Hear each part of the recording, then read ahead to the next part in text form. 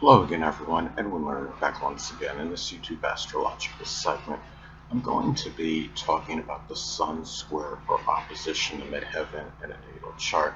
Now, some of you may remember when I first started my YouTube astrology channel, I did a series on the aspects in the natal chart that were a little bit concise, and some people may refer to them as snappy. So what I decided to do is make another series on them in which the videos would be a little bit longer and more descriptive. So anyway, first thing up is, if you have the Sun square or opposite the midheaven in a natal chart, um, one way it may manifest could be difficulty in focusing, which is the Sun, on career related matters, which is the midheaven. Now, let's say if the midheaven is in Capricorn as an example, career related matters may include dentistry, accounting, political or government work, masonry. Uh, it could be doing something with construction, something with building, you know, um, and it could also, when you have, even information technology, the midheaven is in Libra, say, as another example. Career-related matters and endeavors may include doing something with art, which could cover a wide divergence of things, including drawing, painting, sculpting, and also, if the midheaven is in Libra and some other fields can include something, connected with the law, or maybe something with arbitration, negotiation, um, things, fashion design, or interior decoration, as some examples. Now, another thing about the Sun square or opposite the midheaven in the natal chart, another way it may be expressed, it could be where there may be difficulty to shine, which is the Sun, in some kind of business or executive position, and the midheaven is connected with business. So the midheaven, say, is in Aries, it may be something connected with firefighting, welding, carpentry. It could be something that leadership position, maybe some any profession connected with fire. It could be speech therapy, or doing something as like a physiologist, as some examples. This is where if you have one of these aspects in the chart. Also, too, another way it may be expressed, there could be difficulty integrating the dominant parent and older people, which is the midheaven, into one's life, which is the Sun. Now, let's say if the Sun is in Aquarius as an example, that could reflect a life that has a lot of altruism, selflessness, humanitarianism is expressed, a lot of innovation, you know, um, could be where the person may be involved in a lot of environmental and group related matters. And another thing too is that if you have, the Sun square or opposition in midheaven and natal chart, another way it may manifest could be where there may be, some, you know, um, trouble in putting that attention, which is the Sun, on the social status and stature in one's life, which is, the midheaven.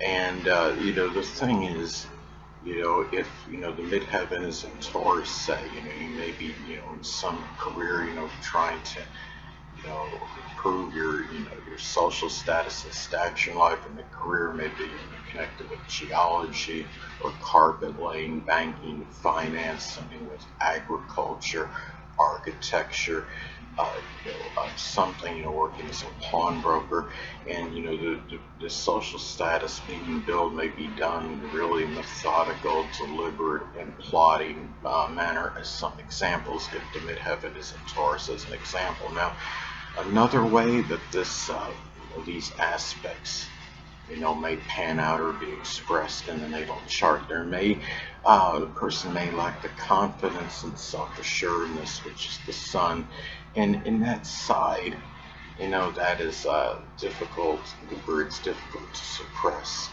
which is the midheaven, as far as like the characteristics and traits that are associated with that. And the midheaven is in Gemini, say, that side that may be difficult to hold back and express could be one that's very diversified, versatile, multifaceted.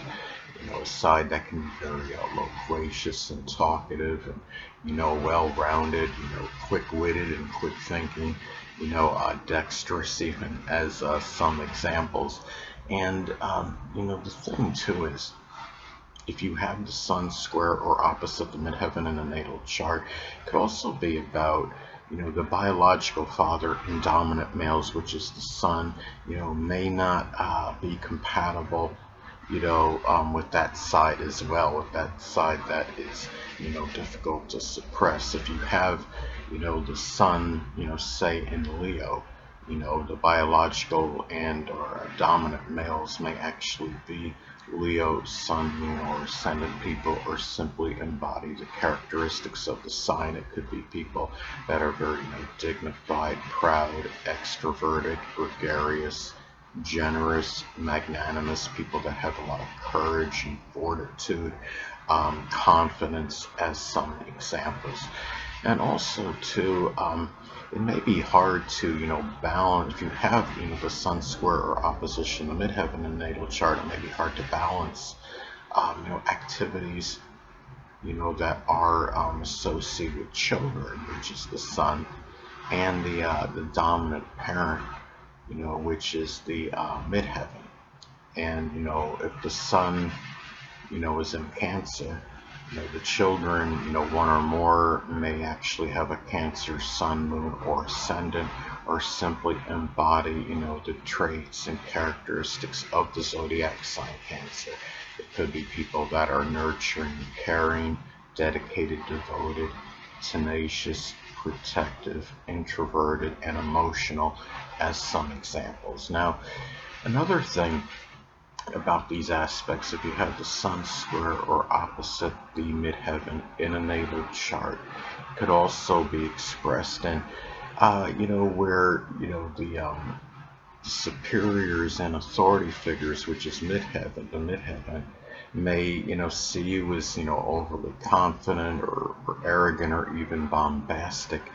In some cases it could be especially if you have the sun, a very apparently very confident sign, like Leo or Sagittarius.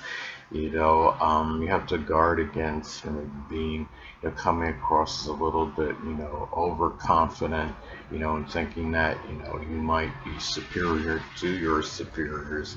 And the thing too is, it's often, if you have the sun square opposite the midheaven in the natal chart, you may often not be fully always cognizant or conscious, which is the sun, regarding your reputation and public image, which is the midheaven. If you have your midheaven going to Gemini, then it could be the reputation at times may be one that's a gossip and one that might talk a little bit too much. If the midheaven is in Virgo, as another example, could be a reputation for being overly cynical, judgmental, or critical, complaining too much, as some examples. And the thing too is, there also may be difficulty finding that confidence and self-assuredness, which is the sun, to attain the success, which is the midheaven in one's life. Let's say if the midheaven is in Scorpio, as an example, it might be trying to attain success in a field associated with psychology or locksmithing, embalming, working as a surgeon or coroner, insurance, taxes, or even doing something with the occult, which would include astrology. Now, there also may be difficulty, finding that drive and motivation, which is the sun, to for your responsibilities in general. And going to the midheaven in Pisces, as an example, those responsibilities may be tied in with a lot of sacrificing, altruism. It could be helping those that are less fortunate. than yourself, such as the impoverished, the homeless, the hungry, and the oppressed, as some examples. Anyway, people, that'll conclude this YouTube astrological segment. Until next time, Edwin Learnard saying, stay well.